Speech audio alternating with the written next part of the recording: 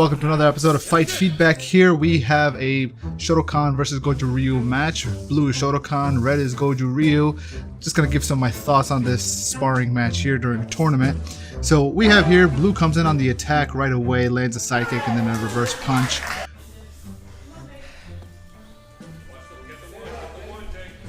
Blue goes in for the kick, but then I don't know what he's doing with the double-handed throw. Blue counters with the knee and then a couple more punches. Red is going ahead and is trying to block as he comes in, gets framed up, and then lands a reverse punch right there. So blue is actually going in with a lot more kicks, and red hasn't really thrown any kicks yet. In fact, that's actually putting him at a disadvantage right away. Boom, another kick came in, and he came in with a punch, trying to close that distance as best as he can. Again, blue comes in with that kick. Red is making a mistake of trying to use his hands to block that kick. It's never a good idea to block a kick with your hands. Again, blue is throwing it with those kicks. Finally, red throws a kick as a counter.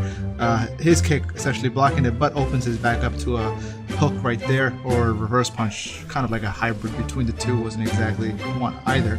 So blue is anticipating the kick, closes that distance, as red is trying to follow it up with a reverse punch. One of the key things here to understand is whenever you're in a sparring match, never just throw one technique. You want to follow it up with a combination. Boom, left foot, right foot, and then he's coming in with another 3-hit combo. Now, one of the challenges is that if somebody's landing kicks or is actually making contact with kicks, it's very difficult to get those punches in, except that you close that distance. So again, red now seeing the distance, trying to go for that hit, but he was too far away with that kick. One of the things that red could definitely benefit from is figuring out his distance. And it almost seems like he's throwing a Hail Mary of a punch while blue goes ahead and lands one right on the cheek. Again, reset. Blue goes in for the attack and goes for that jump front kick. Again, red steps back, tries to counter with a reverse punch. Bam! He lands that. Now that right there was good timing. It was, I think, part of the fact is when you come in with a jump front kick, you could see that coming from a mile away, so it's not that difficult to avoid it and then counter.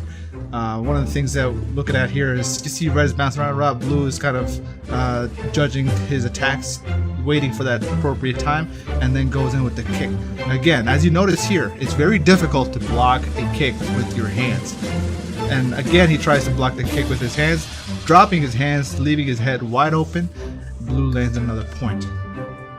This fight is already going in blue's favor, as we can see here. Again, a few more strikes coming in. Again, for whatever reason, he thought that there was a punch, it was a kick coming in, throws out his hand. But blue's coming right in with those jab, jab, jab. Actually, those are reverses turned into jabs.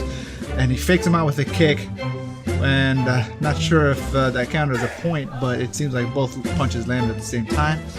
We have here, again, red going for that. Boom! He lands that reverse punch before the kick could land in. He was too jammed up for the kick, so that was good timing on red's part. And red sees the opportunity, goes for that, but he was too far for the punches. One of the key things in striking, you got to be able to manage that distance.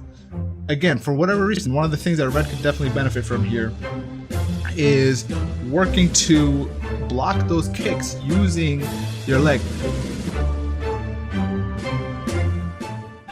In this case, it would make sense to try to block those kicks or move out of the way of those kicks through the managing of your distance.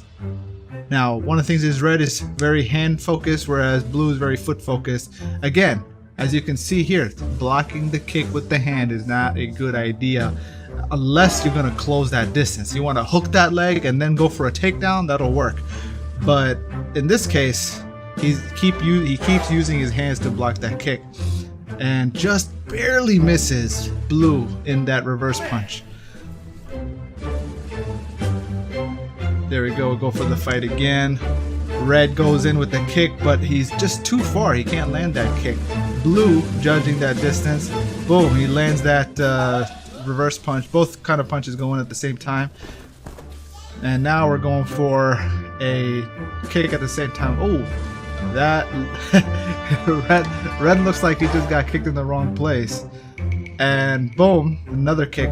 Again, you gotta, one of the common things I think blue's already figured out is that as soon as he throws that kick, red is gonna drop his hands.